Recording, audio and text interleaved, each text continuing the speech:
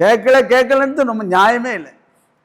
என்னுடைய வார்த்தையை நீங்கள் கேட்கலன்னா நான் உண்மையான நோன்பு இருந்து நான் உயிர் விடுவேன்னு படுத்துறியா சாப்பிடாம? அவன் சாப்பிட்றான், நான் பார்க்கலாம். கேட்கலன்றது அப்பட்டமான பொய். இவர் அக்கறை இல்லைன்னு தான் அர்த்தம்.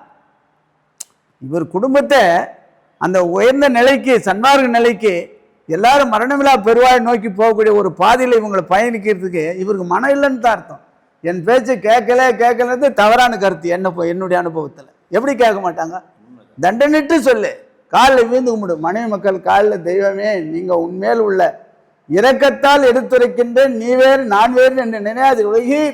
நீ நினைச்சா மரணமில்லா பெருவாழ்வில் வாழக்கூடிய ஒரு அற்புதமான வாழ்க்கை நீங்கள் கிடைக்க பெற்று இப்படி மோசம் போறீங்களேன்னு சொல்லி அருள் கூறு. அவங்க தண்டனிட்டு சொல்லு, கேட்க மாட்டாங்களா? 1 லட்ச ரூபா காசு கொடுத்து சொல்லு.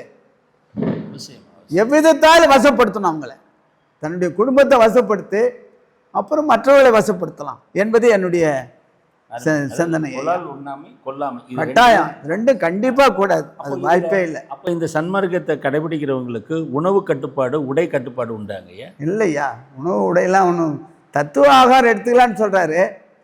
அது ஆகாரம் எந்த உண்ணாமே இருக்கணும், உண்ணாமை. ஐயோ, அது ஆகாரத்திலே வரல, அது லிஸ்ட்லேயே வரல. அது புலால் உணவு லிஸ்ட்லேயே வரல.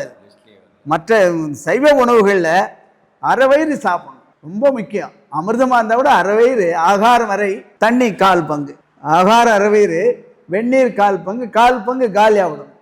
ரொம்ப அற்புதமாக இருக்கும் உடம்பு.